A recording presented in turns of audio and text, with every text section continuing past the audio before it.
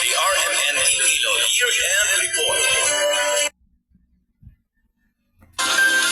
Yari ang mga nagapangunang balita sa bulan sa Septembre. Ako si Radyoman Tioy Pancho.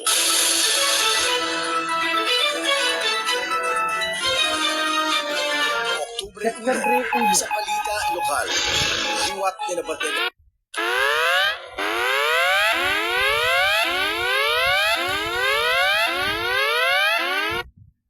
ng pagtayog sa syudad sa Iloilo kag pila ka mga lugar sa probinsya bangod sa aftershocks sa mabaskog na linog sa Cebu. Nalakip naman ang seaman second class nga si Lawrence Palomo, 29 anyos, kag tumandok sa barangay Gimati, Pasig City sa tatlo ka mga personnel sa Philippine Coast Guard nga napatay sa mag-collapse ang San Remeo Sports Complex sa San Remeo, Cebu bangod sa pagtayog sa magnitude 6.9 nga linog. Kanugol lang yun, 29 pa lang na siya. Mayo tanay, malaki nag-upload lang kaya kaya pwede kaya ma-islang itiin kay kulo yan India kulo yan yung ano niya. Ang kabahin sa pahayag sa Iloy sa nagtaliwan nga si Palomo. Kindala naman balik sa Pasig City ang iya bangkay kung sa diin siya kinlubong.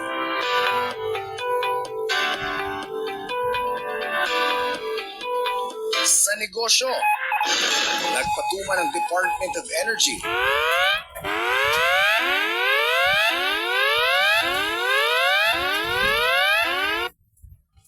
or DOE sa price freeze sa LPG kag kerosene sa Cebu matapos nga giligo sa magnitude 6.9 nga linog ang lugar.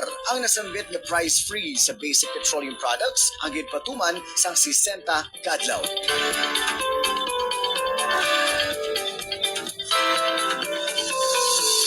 Oktubre 3. September 3. Sa balita lokal. Sa balita lokal. Kwestiyon sa mga pumuluyo sa barangay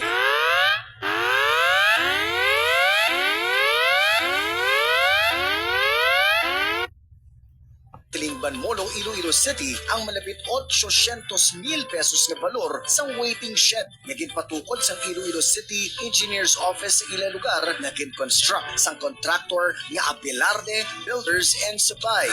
Ang ako man lang hindi man nga ako ng budget para man lang yan sa pumuluyo sa kaayuan sa pumuluyo kalti nakita ko man lang. Ang kabahin sa pahayag ni Punong Barangay Julie Ardenio sa Barangay Katilingban Molo. Sang ulihi, kin-re-evaluate sang CEO ang nasambit na proyekto kung sa diin nagnubok sang masobra 200,000 pesos ang contract cost.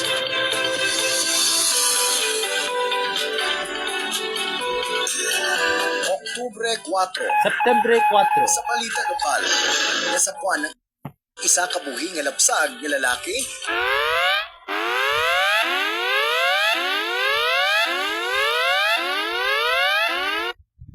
ginbilin sa tangkal sang baboy sa barangay Ano ng Leon, Iloilo. Suno kay Ann May Pamunag, single mother nga nakasapo sa lapsag nga sang magbakal sa pagtanig sang ayos supod ang iya duwa ka tuig na bata nabatian nila ang paghilibiyon sini. Tagdikto na ini nakita nga nagapalang itom wala sang anuman nga panapton kagyara pa ang inunlan. Nagahilibi una ang bata ay bisan ano mga kugos, ili-ili mo bala siya, hindi maghipos, tapos nadumduman ko nga patition, sa igadidi pa man ang bata ko. Amo to kang naghipos ang bata.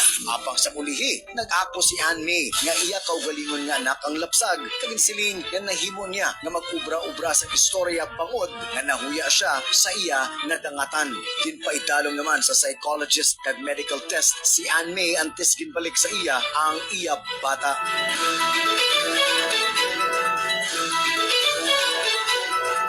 Oktubre 5 September 5. sa balita nasyonal. Nagresign Nag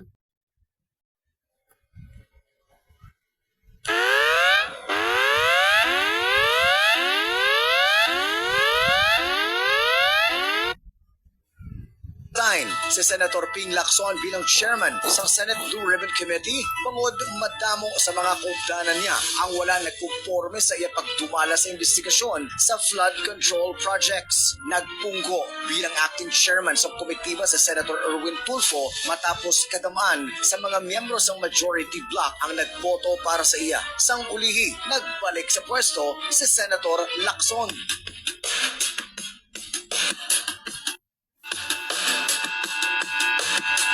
Sa sports, nakuha ni Junmar Fajardo halin sang 2014 tuptop 2019 kag sang 2023 tuptop 2025 kalsang baboy sa barangay Ano ng Leon, Iloilo. Suno kay Ann May Pamunag, single mother nga nakasapo sa lapsag nga sang magbakal sa puntanig sang ayos upod ang iya duwa ka tuig na bata na batian nila ang paghilibiyon sini kag dikto na ini nakita nga nagapalang itom wala sang anuman nga panapton kag yara pa ang inunlan.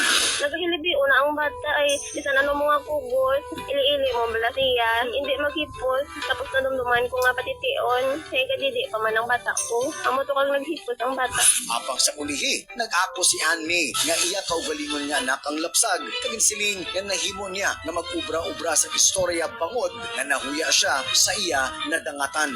Ginpaidalong naman sa psychologist kag medical test si Ann May antes ginbalik sa iya ang iya bata.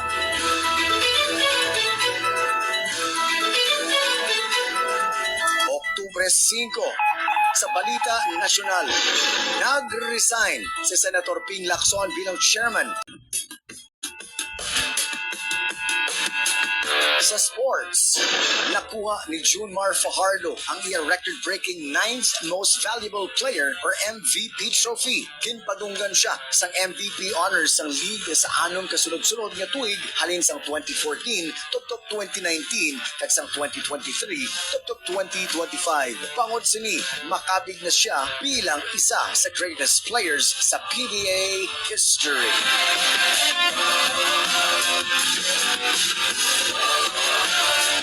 Oktubre 6, sa Balita Lokal, nakaagom sang 20 kapila sa lawas ang 40 anyos nga asawa matapos ginbulong sang iya pana.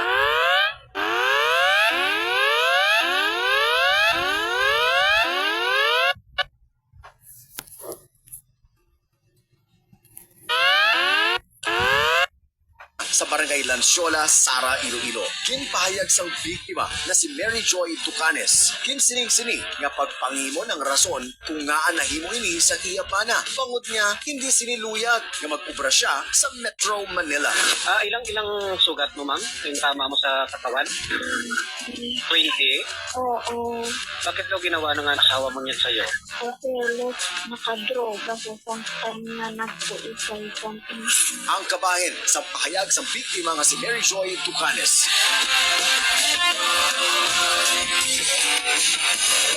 Samtang, patay ang isa ka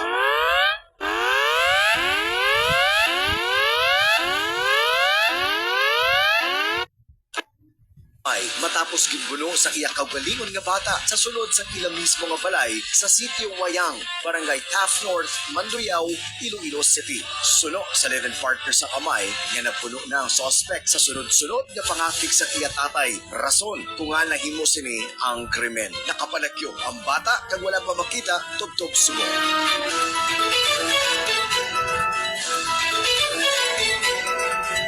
Oktubre 7. Sa balita Septembre 7, sa Balita Lokal,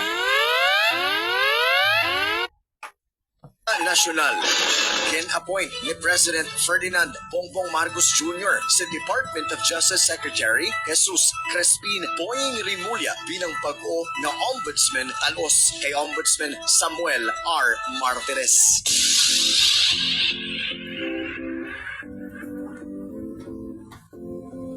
Sa showbiz, kinkumpirmar ni Jake Cuenca na bulagay na sila ni G. Filomeno. Suno kay Jake na wala sila sang formal breakup kagilayon lang nga natapos ang ila relasyon.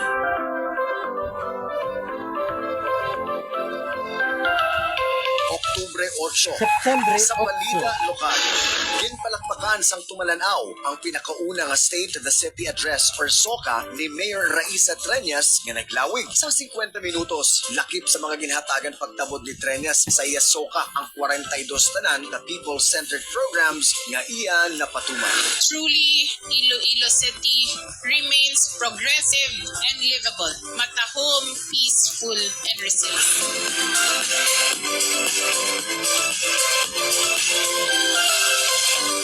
Oktubre 10,